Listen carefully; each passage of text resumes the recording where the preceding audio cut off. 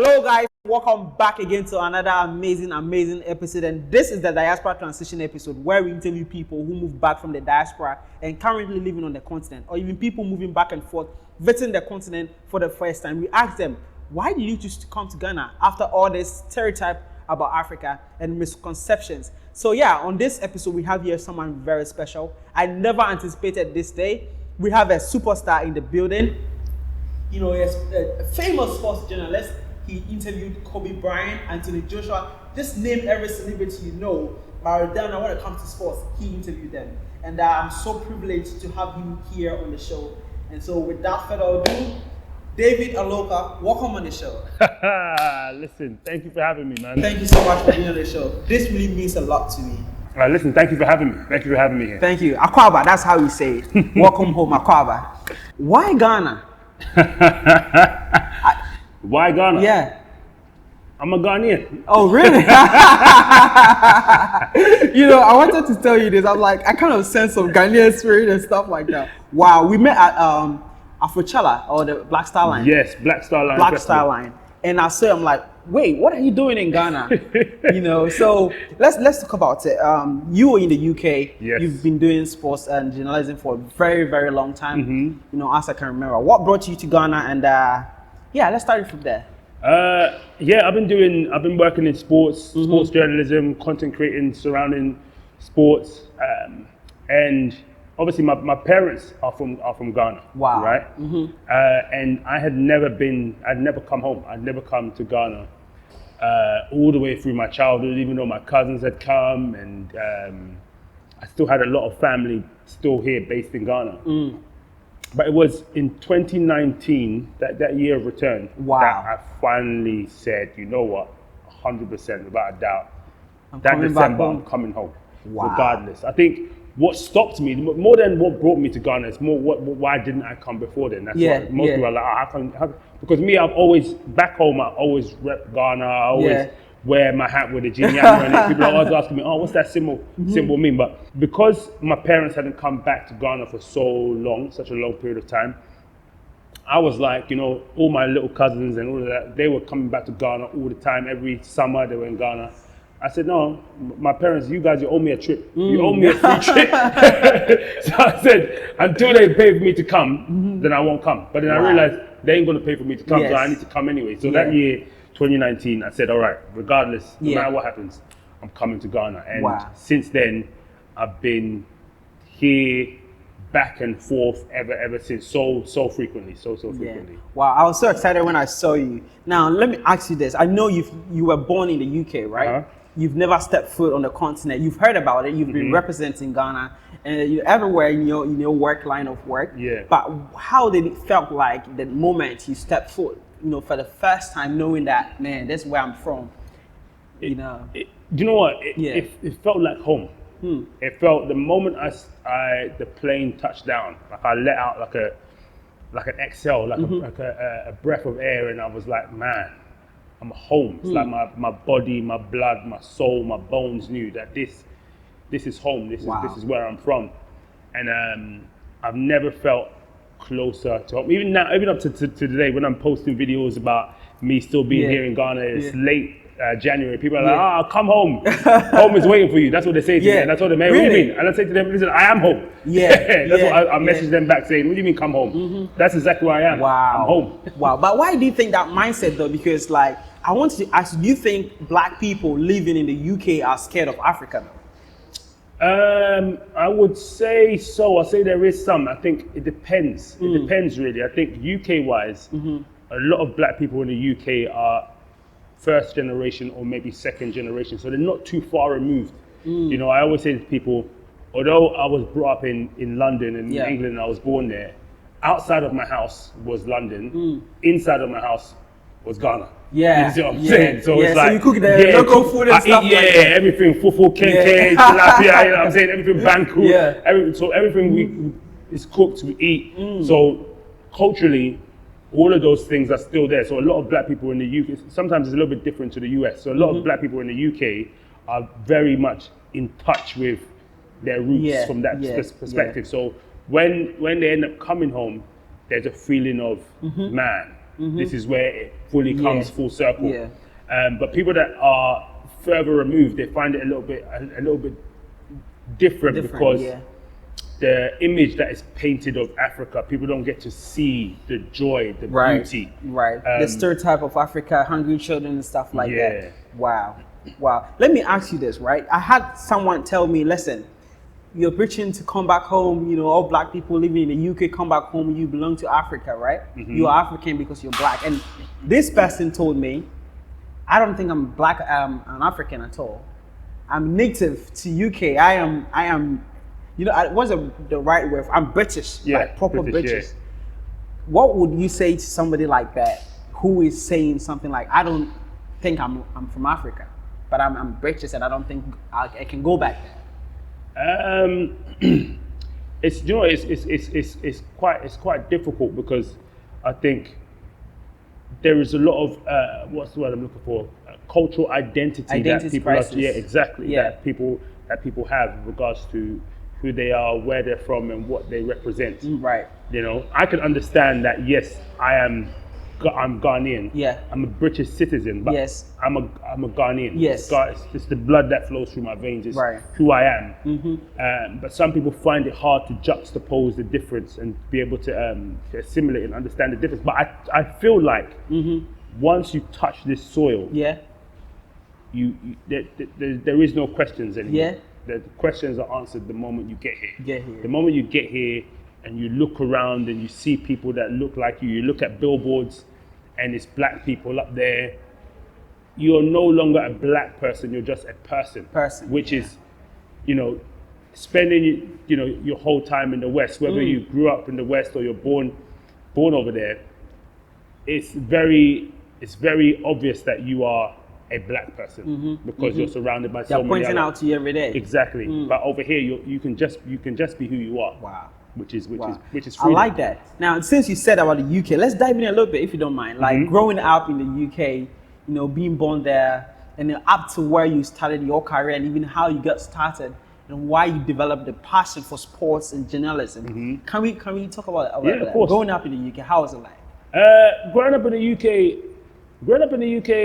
in the time in which I was growing up in the UK, it was difficult. Obviously, a lot of black people in the UK don't come from money, so it's quite a difficult start. And obviously, parents have just come over from Ghana, and they're also assimilating with the culture and that at the same time. It's not immediately easy. But then you are aware that there are a great deal of opportunities that are available to you if you apply yourself, if you put your head down. And I think for me personally, on a personal level, I think I've always just looked at the world from a viewpoint that anything is possible. You can be who you want to be. You can do what it is that you desire to do if you put the work in. Right. You don't have to. Sometimes I always say you don't have to ask permission, and that's how I ended up doing what I do now. Some people think, did I go and study journalism at university? Yes, I have a uni degree, but I didn't study journalism at university. I didn't study sports science. So I didn't study anything to do with what I actually do on a day-to-day basis in any sort of capacity. So how did you become so good? Because you were very good. I don't know if you are in it, so you don't know, but you were really so, you were up there with everybody, and then not just competing, but thriving when it comes to journalism and sports. I see you on Matchroom Boxing, everywhere, and then you're really doing great. And you say you don't have that degree in journalism. How do you do that? Listen, you do by doing. And it's going to sound crazy, but I got into what I got into simply by picking up a camera that I've never picked up before in my entire life. Wow. And going outside with a group of friends of mine and just interviewing people. Wow. Really? Yeah, literally, that's how it started. It started on YouTube. Wow. It started up on YouTube. Wow. Me and a friend of mine started up a YouTube channel called Cheeky Sports some years ago. And we were just working on, okay, what we're going to do, how we're going to make the channel grow. And he was like, okay, we'll just go to football games. After the game, we'll just interview different fans. But we wouldn't be based around any particular team. We'll just go up and down the country. Like go up and down the country, just going from Manchester to Newcastle to Tottenham to Bournemouth, everywhere. Wow. And we just started interviewing different people and different fans, and then eventually we realized we could catch players after the games as well. So then we ended up speaking to some players outside of their cars, and then that stuff got picked up by a lot of mainstream media. Wow. It went viral, and then before you realized, it just continued to roll. Wow, that's a very interesting story. Wow. You started loving football, and then you decided to, go to the stadium, or how did it come about? I've always I grew up supporting Manchester United. I'm a big Manchester United fan. I've always loved football, playing football from like a young age and stuff like that. But I think more than even the sports itself, I've always loved people, right? And it's people's passions. Okay. In England, people are so passionate about football. So that's one of the things, that's the reason as to why I even started in that area in terms of when it came to journalism, because it's like, this is what makes people excited. Why? Yes. You see what I'm saying? And you can create content out of people's joy, because people are happy about it, but it also makes them sad or angry or confused. And so pulling along all of those emotions that sport brings, that's the reason why I started in football, because obviously it's the biggest sport in the UK. But then from there I moved into so many other different avenues. Boxing. Yep. How did that come about? Because I think how I got to know you was through boxing. I love boxing. All right. Yeah, I love boxing, and I saw an interview with Tyson Fury, and you guys are having a very interesting conversation, which I have a question for you guys. Tell me how this boxing started. You know how football started. Interviewing people, Maradona, if I'm right. Yes. But you dived into boxing, and now you're more into boxing. I've seen you in boxing than anything else. You were on Matchroom. You were emceeing a show, right? Yes, so hosting a show, right? On Matchroom and stuff like that. That's amazing. Let me ask you though, how you started boxing? Well, it all started this whole thing is like, it snowballs. Like you said, did I have a degree in it? No. What I did is I just did it. So literally, because I'd started in football, one day I think a presenter wasn't able to make a certain show, and the company knew that I was good, I did football and so on and so forth. So they just rang me up one day and said, David, we've got it started off with Anthony Joshua. We've got Anthony Joshua's fighting Carlos Takam in Cardiff. Can you go and do the show? And I said, when is it? They said, tomorrow. I said, my days. Tomorrow. That means now I got to do so much research. Yeah, exactly. Then I asked how much. And then they gave the price, and I said, all right, that's it. I said, all right, I'm in. But I was always going to be in, because I've loved boxing from back in the days, from Mike Tyson, Lennox Lewis. I've been watching boxing. I used to stay up late nights with my dad watching boxing. So it's always been a key sport to me as well. But for me right now, I love it because I love fighters. I love their character. I love that they don't care. They're not too media trained. They don't care about what they say. They will tell you the truth. The truth, and that's what is more real. And how they feel it. And it translates into good content as well, because you can laugh with them easier and so on and so forth. So that's how it simply started. And because they saw, so, the thing about it, when you work hard at something, right? There's I'll put it this way. I'm a Christian, right? Yeah. There's a Bible verse that says your gift will make room for you and put you before the great, right? When you're good at when you're good at something and you continue to work hard at it, the opportunities to show will always reveal themselves at some point. And because I've been working so hard in this area in terms of football, when the opportunity comes knocking, that's when you have the ability to then show.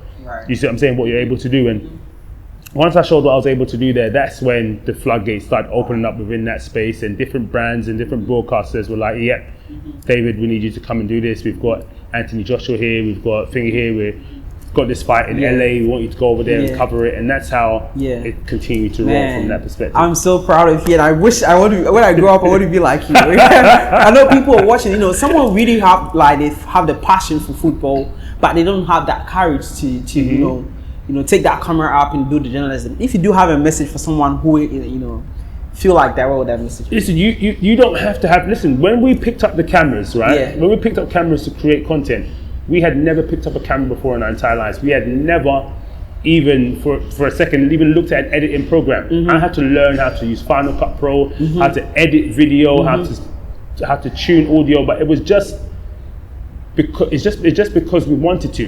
There is when it comes to especially areas of content creation, I think the world has changed where you don't need somebody somewhere to give you the green light. Yeah, to like kind of validate you. You just do it, and even if you're not good at it the first time, the truth is you're more likely not going to be good at it the first time. Just continue. You see what I'm saying? Persistence. The continuing, like I said, I said to you before, I'm a Christian. The Bible says keep knocking and the door will be open. You see what I'm saying? So keep knocking. Just keep coming back with that camera. You see what I'm saying? It's so amazing why you still believe in God. You know how people get them like, I don't believe God. That's true, but you're still a Christian. Yeah. I definitely believe in God for that's sure. Amazing. But it's like there are certain principles as well that's like, there's a practical element. It's not just faith and sitting down and saying, oh yeah, God's going to make it happen. Yeah. You have to put in the work. You have to put in the work. You have to show. You have to show for it. So it's like that's all for me. It weren't because I was waiting for somebody to come and do something for me. It was like, all right, we're going to take this camera out and we're going to go and you know what I'm saying. We didn't even, right now we're sitting here with cordless microphones. We had mics with the cord. People were walking in the middle of the shop. It was, trust me, I'm telling you, like when we started, it was difficult. Rainy days, putting our own money. No one was sponsoring anything that we were doing. Me and a good friend of mine called Joe, but we just had a passion and we just continued to work at it. We continued to enjoy what we were doing. We continued to enjoy what it was bringing to other people. That's what it is first. It wasn't because I was having a dream about making money and being this. It's like people enjoyed the content. People enjoyed seeing what we'd created week on week. And so it was from that joy and that passion that people are enjoying that gave me the energy to keep pushing forward and pushing through. That's amazing. That's a very amazing story. I think that's going to inspire a lot of people, including myself. And let's talk about you. You mentioned AJ. There's fights that I really wanted to see happen, but it never happened. I don't know. Anthony Joshua and Tyson Fury. Why did that fight never happen? It was this close to happening just December, just gone. Wow. It's boxing. There's a lot of politics involved in boxing. Boxing isn't easy. We had Mayweather versus Pacquiao that happened probably 5 years after the date it should have happened. I still believe that fight will happen. I think AJ and Fury will happen. I think in how distant future you think? I think within the next. By the end of 2024, by the end of next year, I think that fight would have happened. Exclusive, Well, but what do you think AJ versus Wilder though? Because I think that is quite interesting. That is a fight that everyone was so excited about. Back in 2019 when AJ had all the other belts and Wilder had the WBC belt. That's the fight that everyone was super, super excited about because Wilder's got that punch, that one hit. When you say AJ messed up though, because now he lost every belt to nobody. I wouldn't say AJ messed up. The funny is, people that's my age. Don't come for me. I'm just saying. Number one, AJ is my guy, so I'm gonna back you anyway. But I wouldn't say AJ messed up because AJ had wanted that fight. AJ had made all the moves to make that fight happen. Think about it. AJ collected the belts from Klitschko, then went to go and collected one belt from Charles Martin, went to collect the other one from Klitschko, then went to go and collect the other one from Joseph Parker. It's only one man that had one belt and didn't collect any other belts. And that same one person, when AJ was trying to make the fight, I'm talking about Wilder, of course, when AJ was trying to make the fight, it didn't happen. Too much politics. Too much politics involved, and that's what happens sometimes in boxing. But I right now the two sides are talking, AJ's side and Wilder's side. So hopefully we get that fight. I like that, guys. This is exclusive. You can't hear this anyway. I really enjoyed this conversation. Now let me ask you. You sat down with the GOAT, R.I.P. Kobe, and I saw you speak with him so casually. I'm like, wow, you're literally interviewing the greatest of all time. Rest in peace, Kobe. What is the encounter with him like? The first time you guys met, I just remember I got the call during the week. Kobe's going to be in London. Nike are looking after him. He's going to be at the Nike store in London, and they want you to go and interview him. my goodness, I could not believe. Yeah. Because I grew up watching Kobe. I grew up playing, 2K, playing NBA games, NBA Live, playing as Kobe. I grew up throwing trash into the rubs, going Kobe. That was life, right? Yeah. So it's like it was surreal for me to even think about the fact that I'm going to be able to interview him. But going up to, I remember it was a Sunday. I got on the London Underground, went into central London. Then Kobe was having this address with the entire of Nike at the Nike store, and then we went up to one small room up there, and he was just so chill, so down to earth. And I've been blessed to work with so many different athletes, so many different sports stars, so many different celebrities with various different levels of ego. Yeah. But Kobe was so calm and relaxed, and at that stage it was the highest, the biggest name that I've worked with. He's a GOAT. The GOAT. He's a GOAT. He's in the pantheon of the greats, right? Yeah. But he was so down to earth and humble. Wow. So much so, right? You seen the interview that I'm with him, and we had the interview, and it was funny. It was cracking joke, and he was telling me about football. He was telling me about how he grew up in Italy and he watched Serie A. And after that, Nike saw the relationship that we had so much. They said, we want to take Kobe to a football game today, but we want you to come with him. Wow. So then after that, me and Kobe, we went together to go and watch Liverpool versus Tottenham in Wembley Stadium in a box. Just amazing. Just amazing. It's incredible. Guys, I can only dream about things like that. I can only dream about things like that. That's inspirational. Man, you're doing so much for yourself. Being a Ghanaian, I'm so proud of you watching you on TV. I think I've known you Ghanaian, and you've never said more. I've not seen online that you said a Ghanaian so much. Maybe I didn't do my research well, but I had this thing the first time I saw you on TV. It's just kind of fake. I was like, that guy is a Ghanaian. And I'm so proud of seeing you on TV and stuff like that. Now let's dive into Ghana a little bit. We've talked about this before. You're back home. You overcame your how do you call it? The stereotype of Africa, the fears. You're here now, and you've been back and forth since 2019, right? I want to ask you this: have you made any move of investment yet, or are you considering of making anything like that anytime soon? Very good question. Very good question. Let me be real with you, right? Yeah. I love Ghana. Yeah. I love this place more than I love any other place in the world. Wow, really? Right? I'm serious. I'm being dead serious. And I don't, it's not in England we use a phrase rose tinted sunglasses, which means it's not because I'm seeing it without its problems or its issues that it has. It's because the benefit of travel is that I understand that every place that you go to has its own problems and its own challenges and so much so that sometimes when you're in it, you don't think anywhere else does. You think it's only here that we're having issues or so on and so forth. But the thing about Ghana is, it's mine. It's where I'm from. Yeah. Do you understand what I'm saying? There is no place like home. And that statement doesn't mean it's not. When you understand what home is, nowhere else feels the same. And because I understand what this is, Ghana will always be a huge part of who I am. So yes, I have started making some investments. I've got some land already. Looking at some more apartments within Accra as well, because my land is far out. Amazing. So there's some stuff that I want to do with that. But the aim for me, if I'm completely honest, is I'd love to move to Ghana. I'd love to move back. Of course, I work globally, so a lot of my work is in the UK and in the US, but I'd love to travel from here to there. Wow. But to base myself here, especially in the winter. I'm telling you. It gets really cold. I'm telling you, London right now, it's -4 degrees. That's why every time I'm posting on social media, they're telling me, come back. And they hate you guys.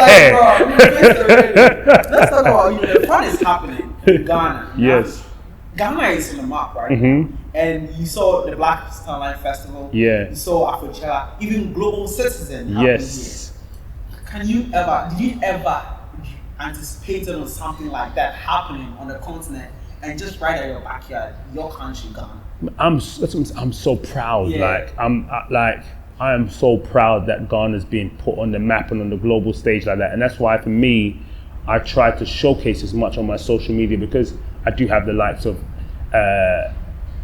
Anthony Joshua's promoter, Eddie Hearn, following me, and all of these people, sports stars, and these guys, they follow me. So they're some people, their only outlook on Ghana is what they're going to see on their mobile device. CNN when they see, and stuff like that. yeah, exactly. So I have to give them a different view. I have to show them the beauty of what Ghana is. You see what I'm saying? As well, from that perspective. Like so that. to me, I see that I also have a responsibility to showcase the other side of Ghana, so that they're not only seeing the side that they're showing them.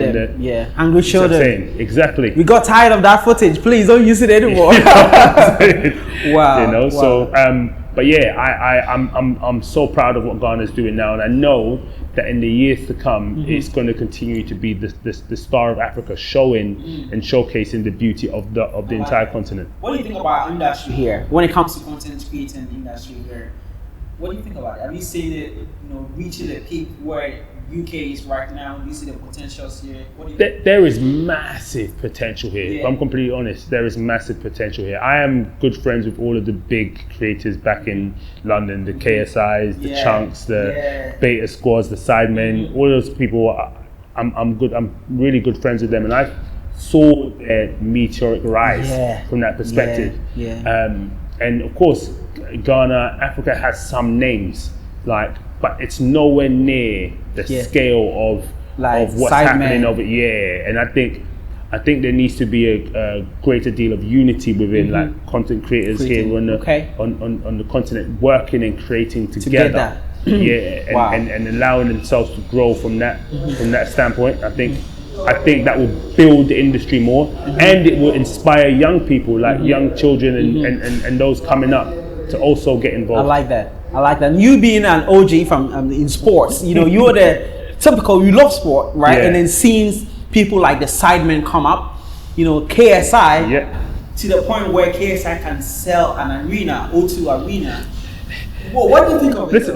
Listen, let me tell you something. Yeah. Even currently we're talking Misfits boxing. Listen, I was in LA at the Staples Center when KSI fought Logan Paul, right? That was insane, because not only did they sell out the Staples Center, which obviously that's where Shaq and Kobe used to play their trade, but the stars that came out to see them, you don't even see at any of it. Who do we have there? Justin Bieber came out, Rick Ross, Dan Bilzerian, who else? Wiz Khalifa. All of these people were there front and center. It was incredible. But that shows you what is possible. That shows you the possibility that it's endless. Sometimes in boxing, there's a lot of debates like, I can't believe they're in the sport, they're making so much money, and there's so many professionals that are not making that kind of money. The OGs are saying it's not good for what do you think of that though? I think the OGs don't understand. They don't understand it. That's the thing about it. They don't understand. They don't understand that the likes of KSI and these people have built up such a following. They can do anything, and their numbers will be prime. Listen, before they even started boxing, they were selling out football stadiums, playing football. They had football games. They had a charity game. They raised over 10 million. 10 million. For that, during that game. They are what they do is amazing, and that's what I'm saying. I think the OGs do not understand why they're able to make that amount of money, but that's because they have put so much work into content creating. They have such a big fan base who will watch whatever it is they do. Like KSI does music. He owns a drinks company. He has a game. He does so many different things. I think once they get their head around the fact that if you are a fighter or you are doing anything, if you have your own creative space, if you have your own creative outlet, right? Build your space on social media, build your presence from that perspective, you then be able to garner and gain that same amount of money. Looking at the fact that KSI started in his mom's basement, right? And then I'm from Nigeria. And even though he knew what he wanted, his mom really didn't understand until it started, paying. Yes. But why do you think always African mom are late to the party when it comes to stuff like that? Because our counterpart in the US and other places are more likely to, be taken more seriously creating content. You got to understand that where we are starting from is a different place than others that are in a better financial situation. They have got more of a safety blanket, so they can do other things. That's why mostly, it's easy for me to sit there and go, well, end of the day, because same way my parents wanted to be doctor, lawyer. They see what I'm saying, traditional, because they want they want security first. Do you understand what I'm saying? When you have some degree of security, then you've got the ability to be more flexible from that perspective. But because a lot of us, haven't got that security from that perspective, that's the reason why it's a bit more. They're a bit more risk adverse. They don't really want you to take too much risks on that perspective until they start seeing it going, and it's like, oh my goodness, Then there's a lot of pride that comes with what you're doing. But we are working to change that. You see what I'm saying? And we should continue to work to change that viewpoint. And on top of that, we also have to make sure we are not doing the same for the ones that come after us. Yeah, I like that. Now I see you have some muscles on your body, and you've been in sport for a long time. You see yourself, inspiring somebody like KSI, or you know what I'm saying? Like, do you see something? I've been in the ring with KSI. I haven't sparred him. I've been in the ring with him. People ask that all the time. Would I go into boxing or? Have you seen this face?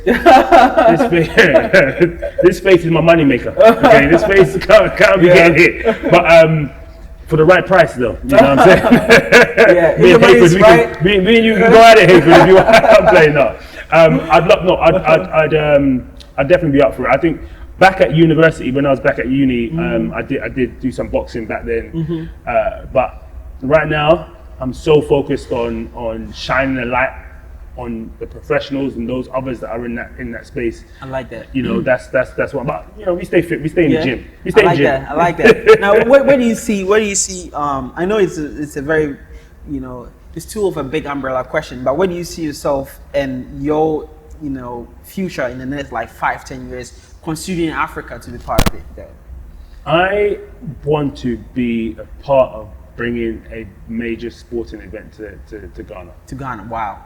I think I have this conversation on a regular basis, and I'm like, Africa hasn't hosted a major sporting event.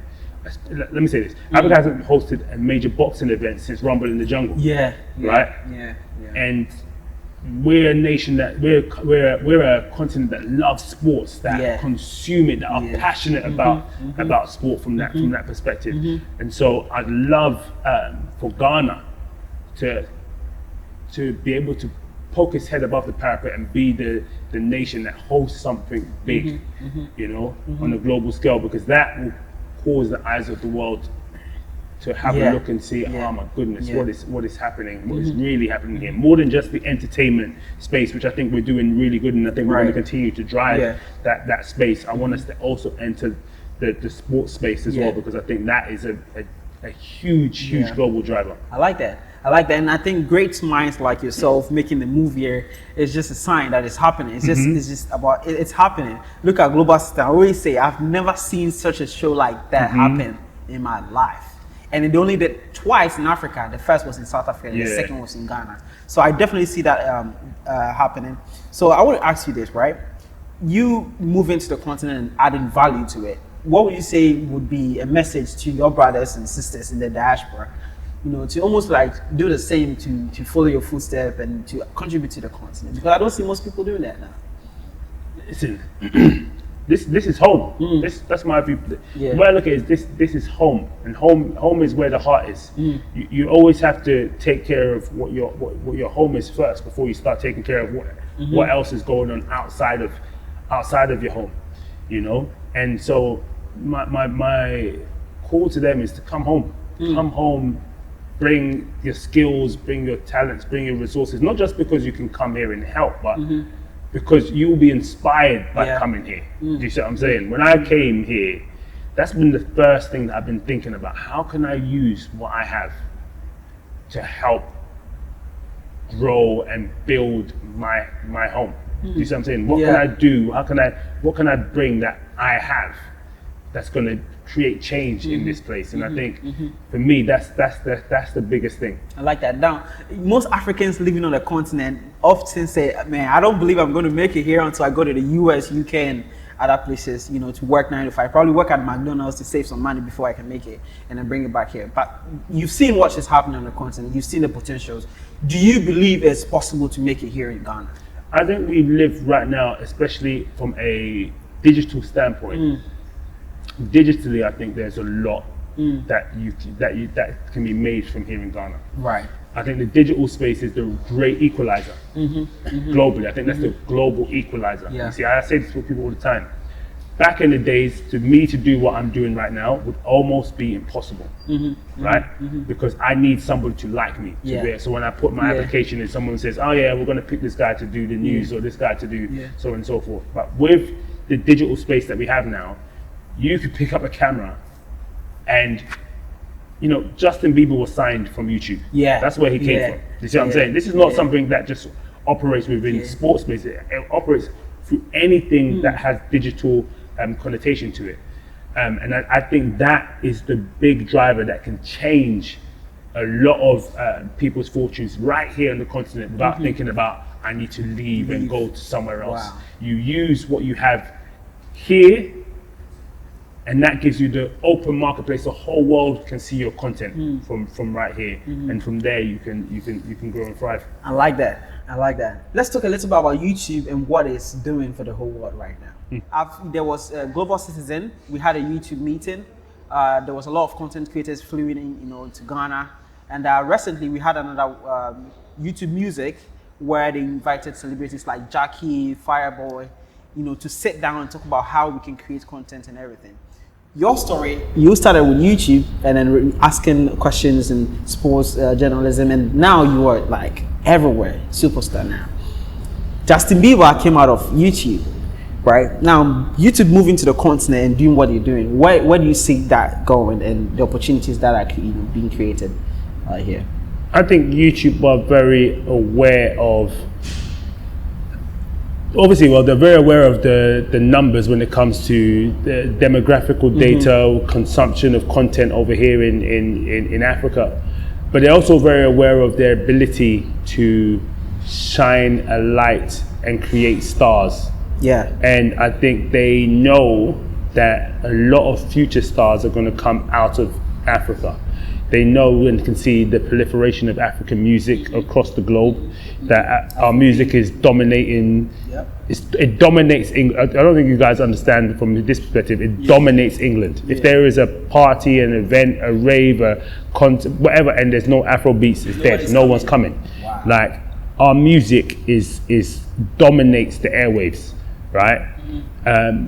So they understand that they can see all of that data. They can analyze all of that data and say that, okay, looking at all of those elements, stars will be born out of this place in various disciplines that can be shown via YouTube, be it music, be it acting, be it content creation, be it so many different spheres. And I think we have got to wake up to the opportunity that is coming, because the dawn has arrived, and we got to jump on it. Now we are almost at the end of the conversation, guys. If you are enjoying the episode, I want you to please like the video, share to friends and family, and subscribe. And show your love, you know, to what I'm doing in my work and stuff like that, because that's the only way you can, you know, promote things like this, preaching good about Africa, bringing people like David Alorka. You would never get him anywhere on the show. So please support, like the video, share, and subscribe. Now, before I let you go, okay, I want you to kind of almost send a final message to your fans all over the world, you know, diasporans looking to move back, everybody watching this right now. A very strong message to them. Okay. As in my own message? Yeah. Oh. What's going on, people? It's David Alorka here, as you know. Listen, I just want, first and foremost, big shout out to the big man, Hayford himself. Listen, make sure you guys support him, support this channel, support what he's doing, because genuinely, you've got a top guy here shining a big major light on Africa, so shining a big major light here on Ghana, and really driving a lot of the change that you're going to see coming in the years to come. So a huge, massive shout out to Hayford. Make sure you subscribe to the channel. Don't play no games. Hit that subscribe button. Okay, that's the first and foremost. Secondly, much love for all of the love that you've shown me across all of my years working in this space. There's so much more to come. So keep a lookout from that perspective. And then finally, for yourselves, listen, people, my people.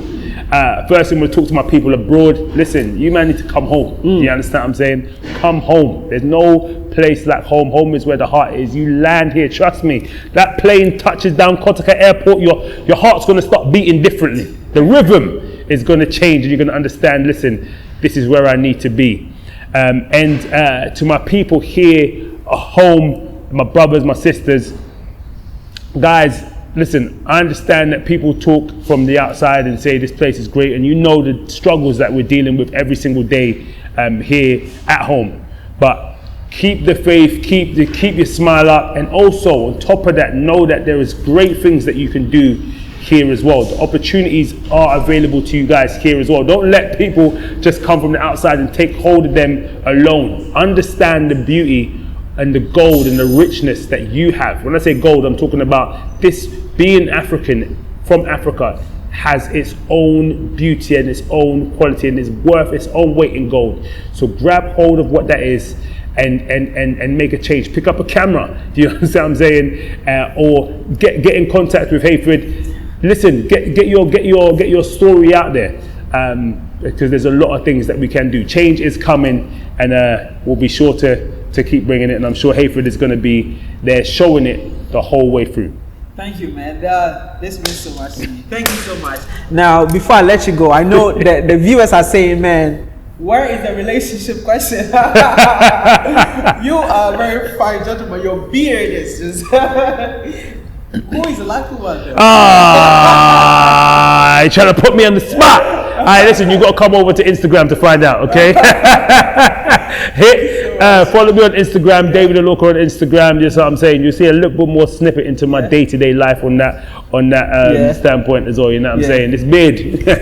Don't worry. Beard gang. Beard gang all day, every day. Now, let me ask you: if you see someone who doesn't have a beard, how do you feel? Do you feel bad for them? No, listen, everybody. I wish I have that beard. Listen, everybody got to shine the way they shine. You know what I'm saying? My beard. I'm just thankful to God for the beard, you know what I'm saying? That's Thank you so much, man. This means a lot to me. Thank you for, when I invited you to, be on the show, you really honored. It means a lot to me, and I will never forget this day, I promise you. I know on the outside I look like I'm very confident right now, but inside I'm really, I'm shaking. So I appreciate you so much. Thank you so much.